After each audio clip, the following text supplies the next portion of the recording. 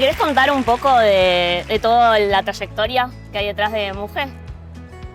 Sí, Muge la verdad que es un emprendimiento que nació hace ya una década y media con mi hermano y mi mamá. Arrancamos de abajo.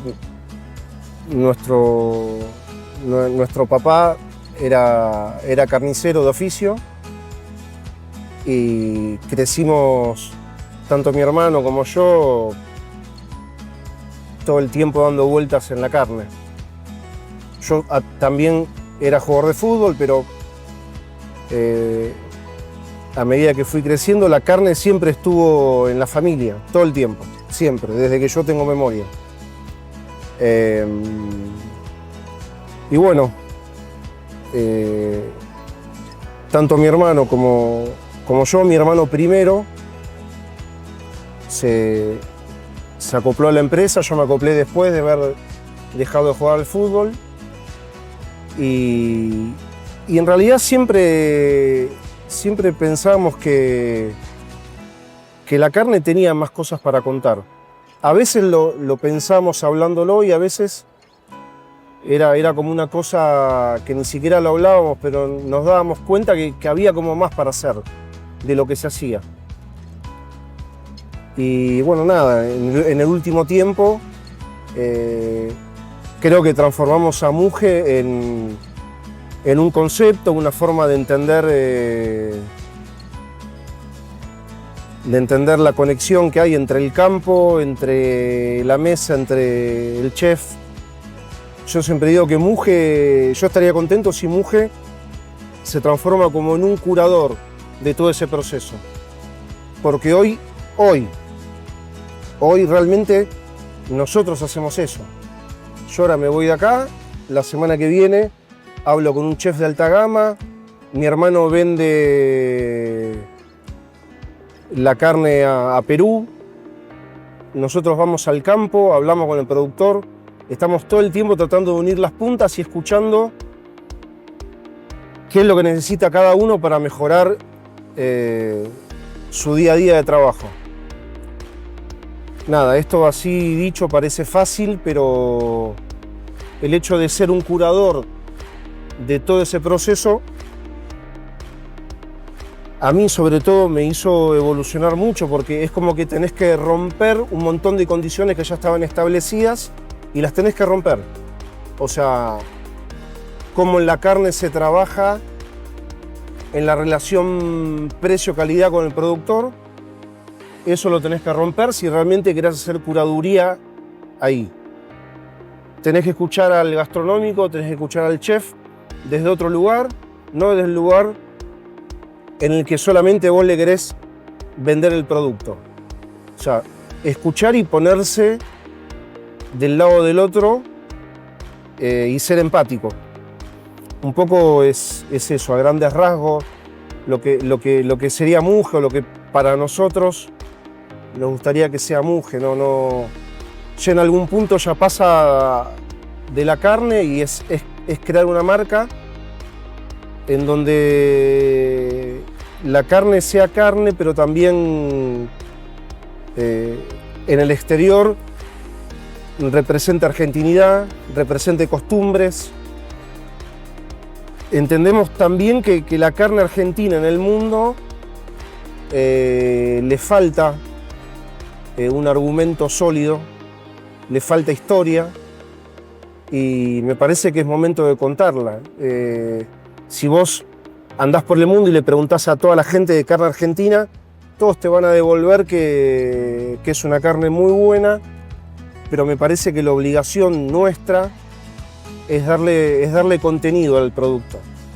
Que está bueno, que está todo bien, pero hay que darle contenido. Y bueno, un poco, no sé si más o menos me expliqué, pero... Sí, como justificar o explicar la excelencia.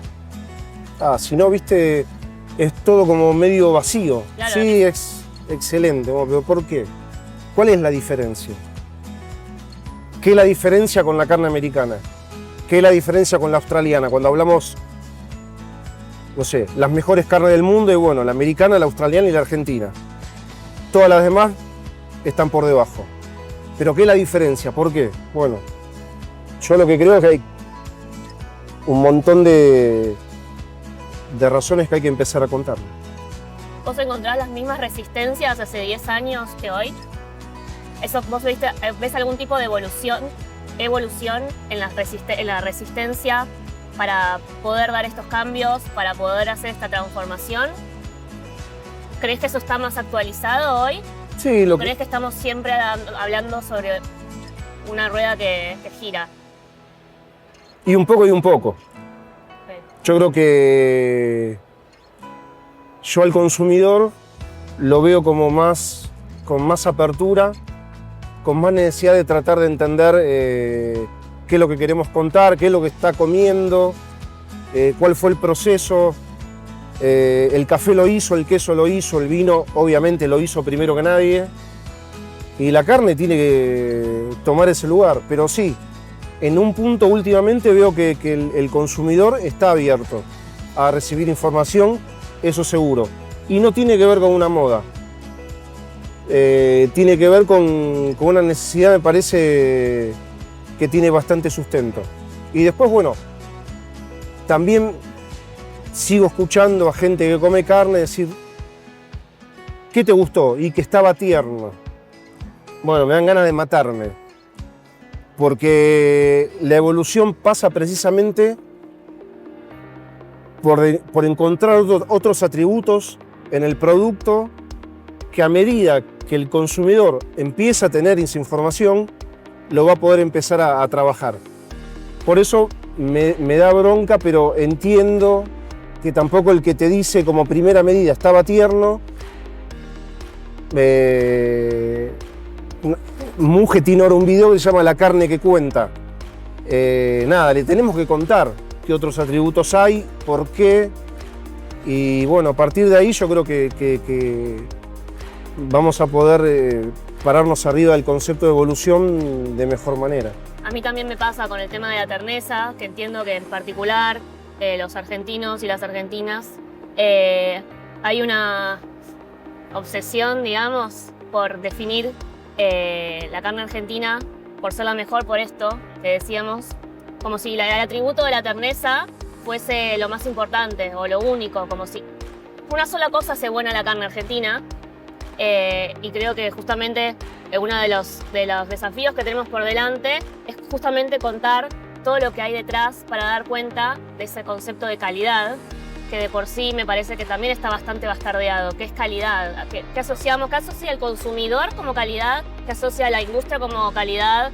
Recién hablando con el veterinario que vino, como di esta charla, se dio este debate de decir, bueno, bienestar animal es sinónimo de calidad, y también como todo lo que hay detrás y las distintas capas, y para mí dar cuenta de que para que la materia prima sea buena o sea excelente o que hable de calidad, hace falta entender toda la cadena, donde tiene un montón de actores y un montón de factores, y esta idea de que es algo dinámico, de que es algo sistémico, que es algo complejo y multidimensional, ¿no? Como una cosa no implica la otra, como solo la alimentación no hace el bienestar animal, no solo el bienestar animal hace a la calidad, no solo la calidad hace la excelencia. Ahí está, sí, total, ahí va.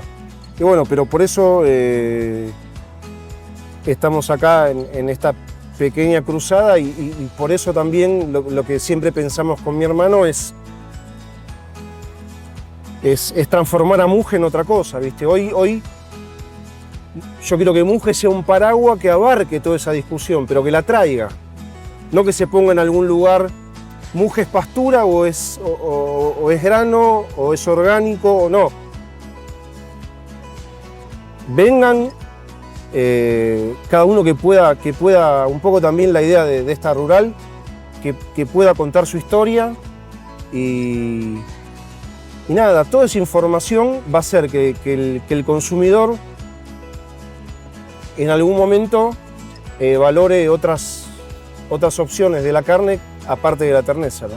También estábamos hablando la otra vez de la gran diferencia con la carne americana, que nosotros queremos que se diferencie de la carne americana por toda la recría que se hace en alfalfa antes de encerrar al animal para darle un poco de grano para terminarlo. Esa alfalfa, esa recría en alfalfa, es lo que después le va a dar el sabor diferencial, es lo que los americanos no tienen, porque no tienen extensiones de pasto para darle esa recría. Entonces, bueno, ahí es donde la carne argentina se tiene que parar y empezar a armar grandes diferencias y lograr ser la mejor con sustento y no vacío como ahora. Estas falsas discusiones, les digo, ¿no? Como si todo fuese grano o pasto o feedlot y pastura. Como salirse un poco de esas falsas discusiones que me parece que al final no estamos en una época de sobreinformación, algo que no pasaba antes, y hay tanta información que marea. Entonces, al no estar acompañada y dirigida, termina confundiendo más y termina confundiendo al consumidor, porque después es el que sale a pedirle esa información o a demandar cierto tipo de producto porque cree que terneza es calidad, por ejemplo. Sí, o que pastura, o que solo pastura es sanidad. Exacto. Entonces, bueno, nada, un poco trabajar, pararse en esas discusiones y bueno, la marca nuestra tiene que estar por encima de esa discusión. ¿Y cómo haces para no caer justamente en un falso paradigma que tiene que ver con las certificaciones? Porque me pareciera que esa es la única solución y que certificar es informar. En el trajín del día a día, no te olvides que nosotros estamos parados en un segmento donde vos tenés que tener una calidad 9 puntos todo el año. Si no, no sirve nada. Lo que no puede haber es una calidad despareja. Entonces, tenés que trabajar mucho en cómo te juntás con el producto. Y si encima, como nosotros, tenemos una producción de 30 toneladas por día, es un laburo. Entonces, desde ahí te quiero contestar. Desde ese lugar, yo las certificaciones que traigo a Muge, lo que me ayudan es ajustar detalles. Entonces, digamos que bueno, en cuanto se empiezan a ajustar detalles, para mí es más fácil lograr esto que estamos logrando los últimos, no sé, 6, 7 años, que es tener mucho volumen de producto y tenerlo en un top de calidad. O sea, lo pensás como una herramienta. O la posibilidad de... ¿no? Lo dijiste en una sola palabra. Ah, bueno. Yo tardé como 20 minutos, pero bueno, sí, es una herramienta. En una primera época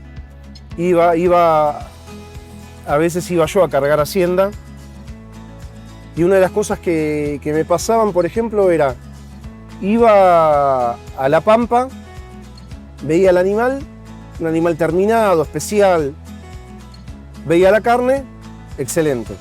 Iba a Entre Ríos y veía el animal igual al de la pampa, pero la carne era otra cosa. Entonces, bueno, la verdad que en ese momento no tenía muchas armas para darme cuenta qué es lo que pasaba.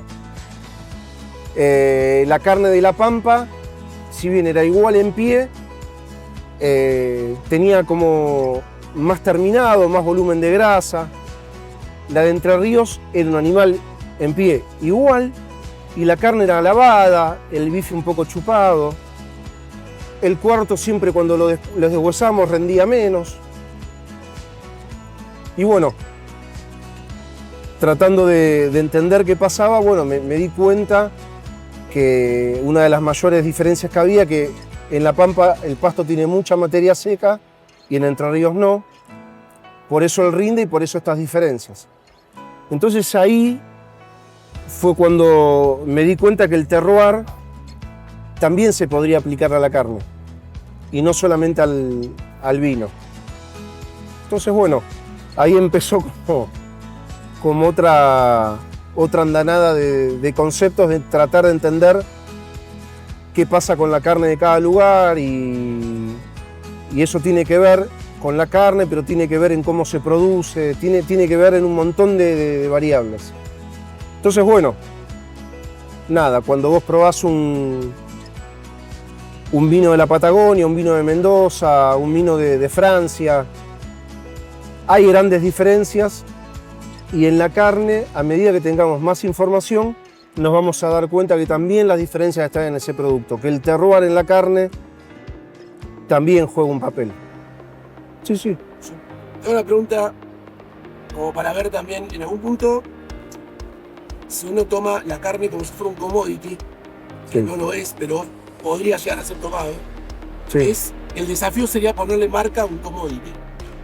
Y cómo ves vos a un consumidor, sea un chef, un restaurante, un consumidor final, para que realmente valore eso, que sea atraído por una carne con marca, que le eleve el valor agregado.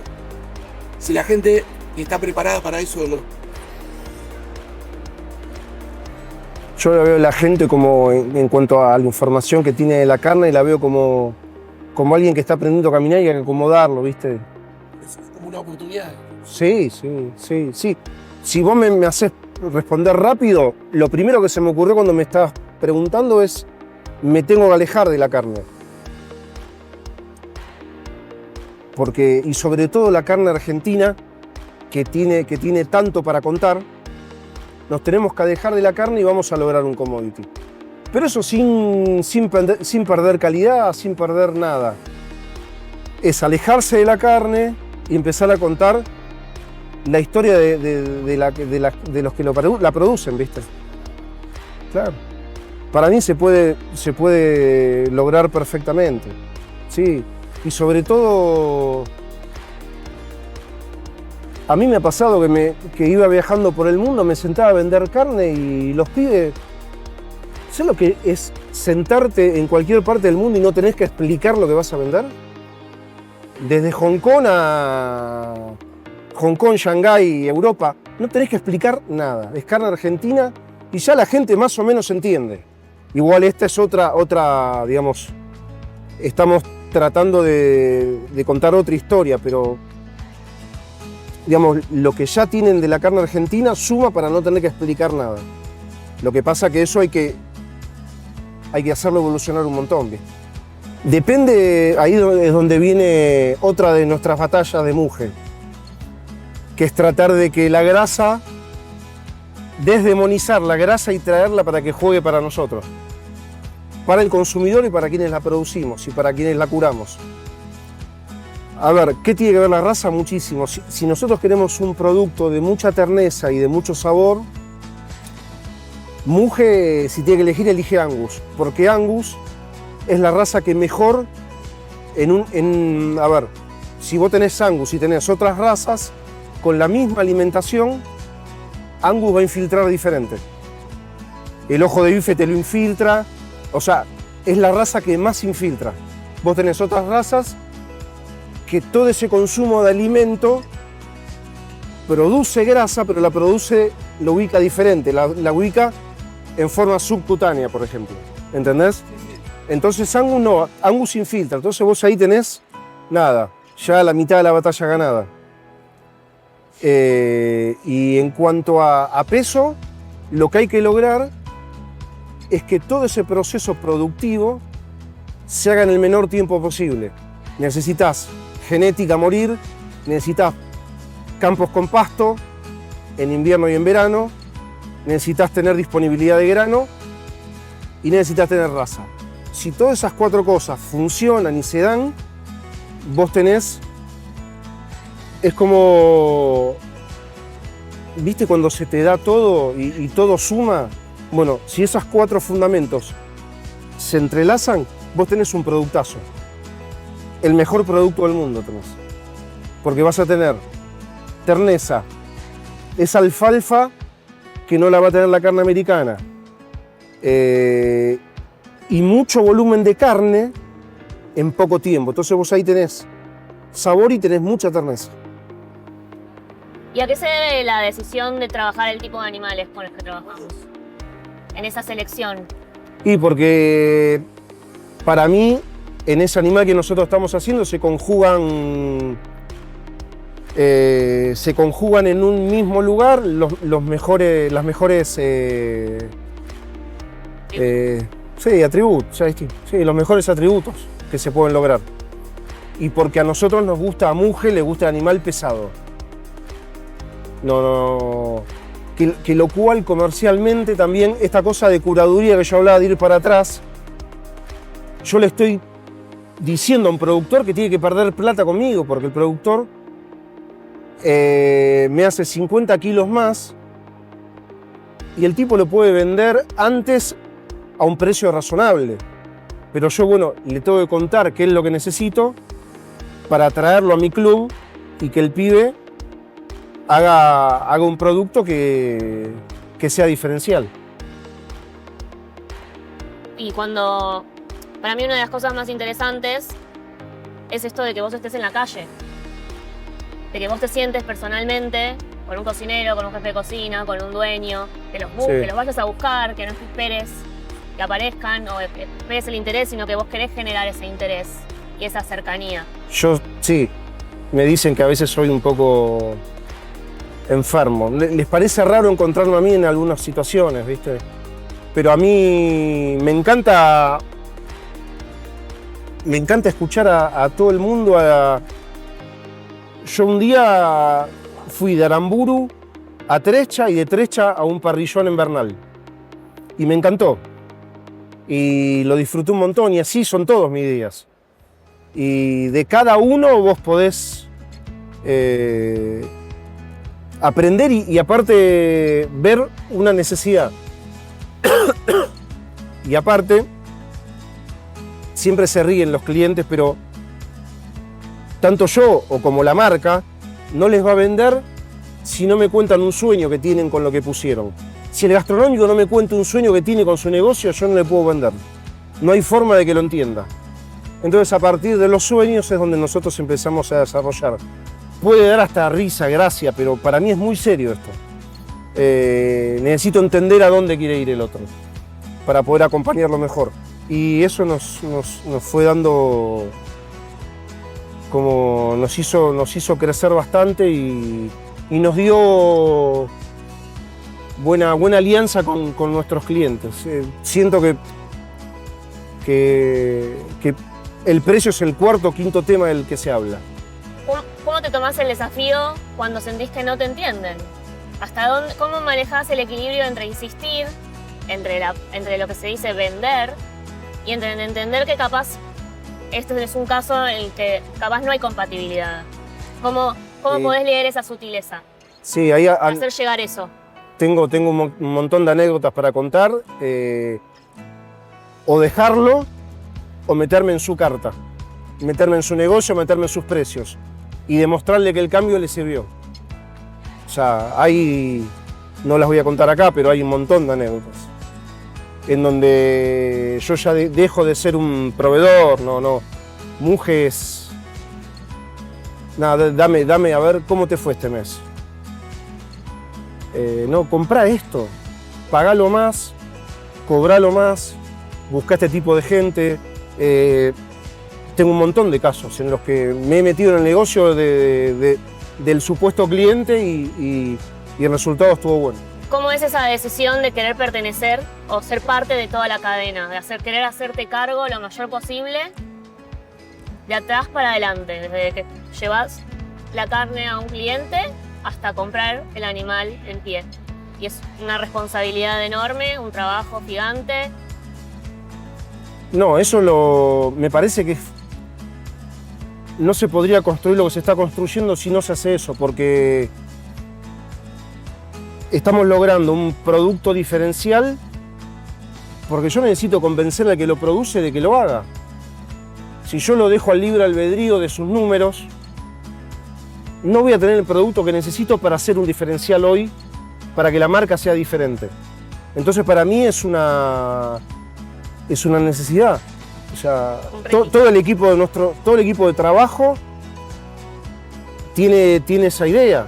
Yo tengo un comprador de Hacienda que me compra Hacienda, pero sabe que una vez por mes me tiene que traer a la mesa un productor para que el productor me cuente qué está haciendo. Ese es un trabajo que él lo tiene que hacer. Y me interesa eso tanto como que me compre bien. ¿Entendés? Sí. Entonces, yo lo que le digo es, cada vez tenemos que tener a más productores entendiendo que es lo que queremos y queriendo estar dentro de nuestro universo. Cuando te hablo de romper los códigos para adelante y para atrás, hablo de eso. O sea, hacerlos percha. Es romper y construir de nuevo. Noté, por ejemplo, que de 20 años a hoy, me puedo equivocar, Sí. aparecen nuevos cortes. Por ejemplo, el ojo de bife, hasta los 90 no era un corte que uno podía conseguir en un restaurante o en una carnicería. El tomahawk de los últimos años, por ejemplo. La pregunta es, ¿hay espacio todavía en la vaca para descubrir nuevos cortes?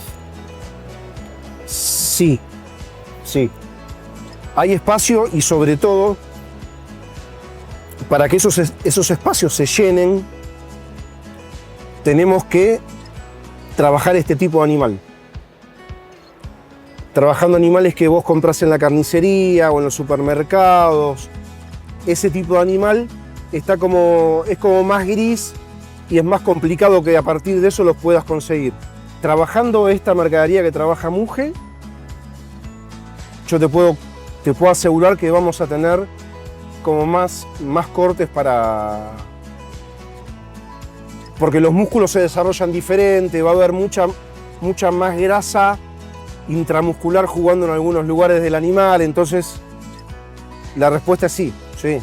Sí. O sea, que vos creés que las supuestas modas en realidad aportan valor agregado al haber más diferenciación y desconstrucción. Dámela las modas, sí. Hicimos una presentación de nuestro stand en la rural con 10 periodistas gastronómicos y después de 2 horas de charla, la respuesta fue que poco sabemos de carne. Periodistas gastronómicos. Entonces, nada, cuando yo veo como un camino enorme para transitar, ¿viste? Veo mucha oportunidad, veo una tierra fértil, digamos. Ver la marca crecer es como un hijo, ¿viste? ¿Viste? Va creciendo, empieza a gatear, camina. Eso. ¿Y qué le queda? Y que salte alto. Un aplauso.